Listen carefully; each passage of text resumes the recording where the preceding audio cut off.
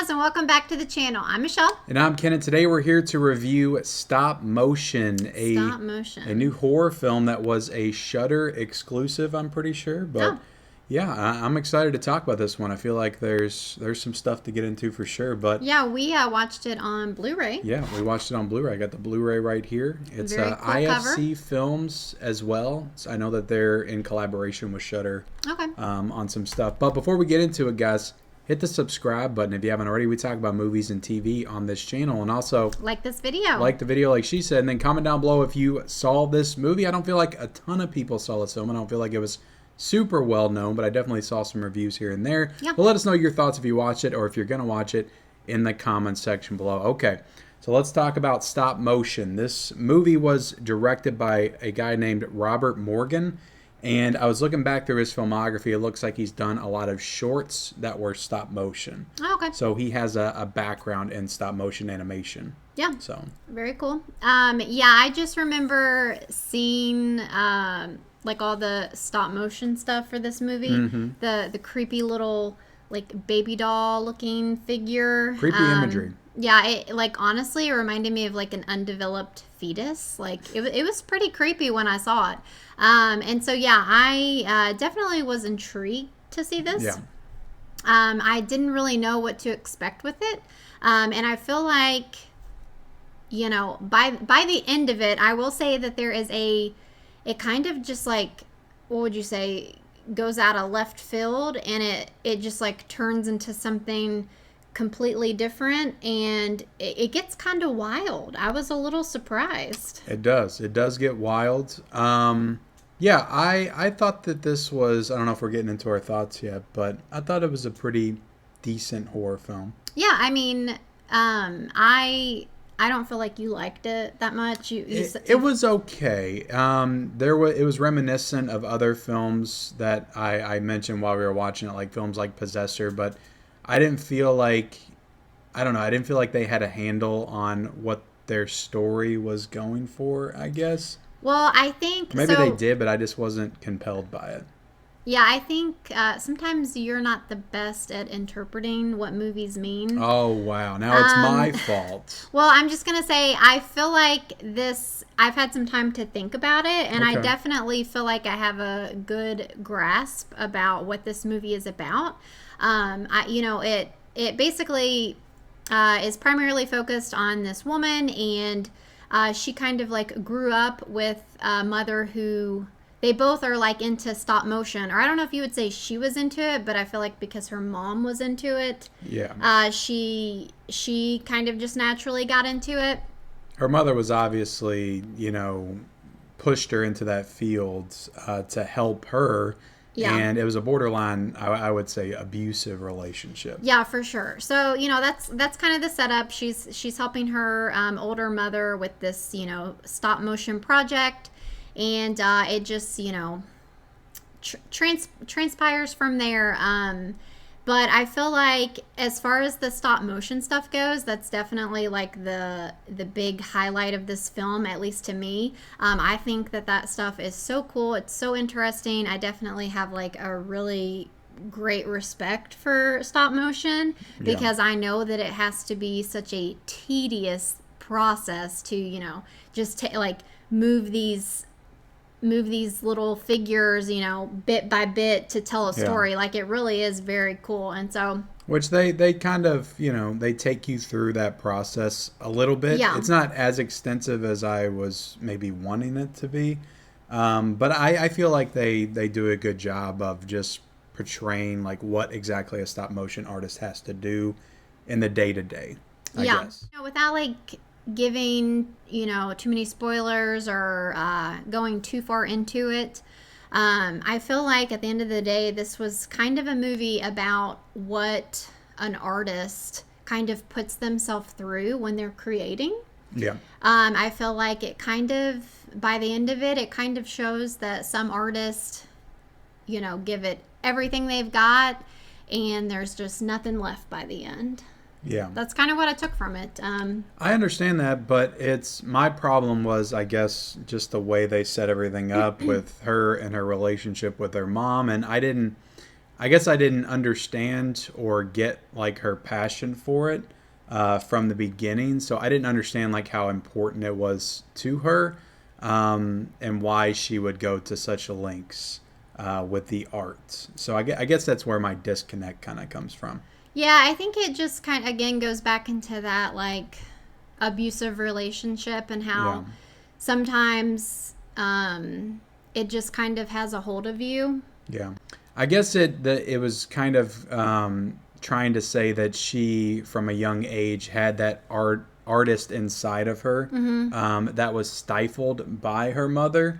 And when her mother was kind of taken out of the picture, that's when she was allowed to fully like flourish as an artist. So, Well, too, do you that's think where that, that side kind of took over. right, do you think that it also could have been that she wanted to make her mother proud? I think that was part of it Yeah. for sure. But I think there's again, I'm not trying to go into like spoiler territory, but there is a scene with the mom towards like the third act of the film that I think leads to the events of the third act. Yeah, I mean, that has to do with what you're saying.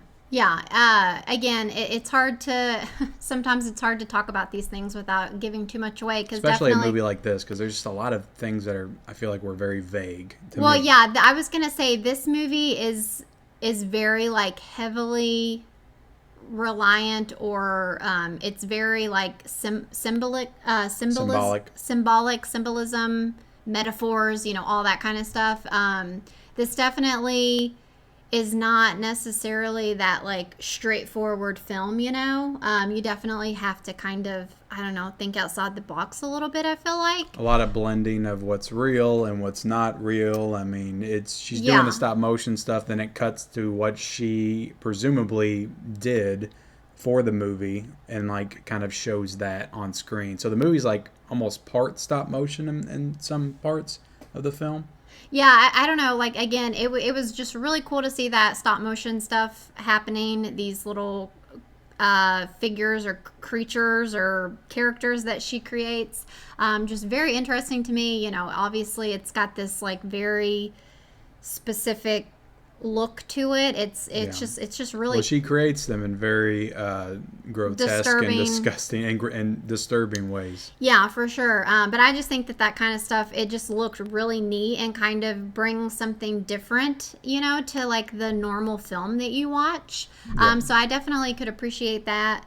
And again, I feel like there's kind of this, like, there's a lot to interpret here for sure. I feel like it's pretty like heavy-handed on the interpretation. So, but once we, like I was talking about the end earlier, it kind of, I feel like it didn't like really start out as this like typical, horror film. But by the end of it, it really turned into one. I would say that it got pretty, in my opinion, pretty gory. Yeah, it does. There were a lot of scenes that were just felt very like real. It was kind of funny because, well, it's not funny, but like there's some scenes, with blood and body parts and stuff. I find blood and gore hilarious. Well, I was just going to say, I meant to say this out loud when we were watching it. You know how sometimes you're thinking something, but then, and you like think that you said it out loud, but you didn't. Yeah. But, it just felt like very real to me. And, you watch something like Saw, and like that stuff doesn't even bother me or necessarily get me squeamish anymore. I'm kind of numb to it. But something about this movie with the gore and stuff, it just felt very real, and I didn't like it. Yeah, it's because I think it's because it's not as over the top, and there's some things that she does, Yeah. that are very visceral and just like in your face and Yeah. just kind of long and drawn out too. Yeah. But my problem with movies like this is they rely so heavily on like what's real and what's not throughout the entirety of the movie that by the time you get to these moments that are supposed to be like super impactful, it's like, well, is this really happening? So I struggle to like connect to it and engage Gotcha. with it because I'm not entirely sure if what's going on is actually what's happening on screen. So sometimes I just have an issue with movies that try to play it both ways and leave it open to your interpretation, I guess. Gotcha. I mean, do you feel like though Sometimes I like to be spoon-fed. Okay, that's just me. Gotcha. Well, do you feel like, though, we talked about this in a different review, but do you feel like this is a type of movie that you won't forget about? Do you feel Probably. like it's memorable, or I think the blending of stop motion and live action makes the movie pretty memorable. I can't think of a movie off the top of my head that's done that quite like this movie has. Yeah, like I said, it's definitely, unique, and like I was saying, it brings something different, than your typical movie. It was a cool movie. I will say though that it is a slower movie. I feel like it has a very methodical pace. It's not a long movie. I don't feel like anything was unnecessary in it, but it does operate at its own pace, and that pace is pretty slow. Yeah, I would say, at least for me. But yeah, it does feel a little slow, which I feel like we say that a lot in movies. But that's not always a bad thing. Like, this movie does have a payoff in it. So. Yeah, all in all, I do feel like this is I've said this before already, but I feel like it's unique. I do recommend checking it out. It's definitely not going to be for everyone because I'll tell you what movie this reminds me of. Do you remember a movie called Censor that we watched like a couple of years ago? And I think we watched it on Hulu, and it was about somebody that was responsible for like censoring movies, and it got blending of reality and fiction and that kind of stuff. Mm-hmm. The movie really reminded me of that. Especially, I think it had a similar pace to it as well. Yeah. And I kind of felt the same way about that movie that I feel about this movie. Okay. So just wanted to throw that in there. I mean, are you ready to rate it, or do you have anything else you want to add? I'll give it a 3 out of 5. Okay. I just didn't. I don't know, the story I just couldn't engage with. The characters I couldn't really engage with. But I thought it was unique, and it had a cool vibe to it. Like I said, it kind of reminded me a little bit of Possessor. I just think Possessor had a stronger story. Mm-hmm. But, it was a decent watch, I'd say. 3 out of 5. Okay, I'm going to go a little bit higher. I'm going to give it a 3.5 out of 5, which I feel like I've given a lot of the movies we've watched recently 3.5. I mean, let's be honest, like most movies are 3s or 3.5s. Right. I mean, that's just the way it is. They're just average. Yeah, so, I do feel like it's memorable. And different, just something different to watch. I definitely recommend you watch it. Like if you got Shudder or you get this Blu-ray. This Blu-ray was pretty cheap for a new Blu-ray. It was like $16. So yeah, I'd recommend it. So, but that's our review of Stop Motion. Hit the subscribe button, hit the like button, leave us a comment down below, and hit those bell notifications for future videos. We got more reviews and live streams and all kinds of awesome stuff coming, and we'll see you next time. Bye guys.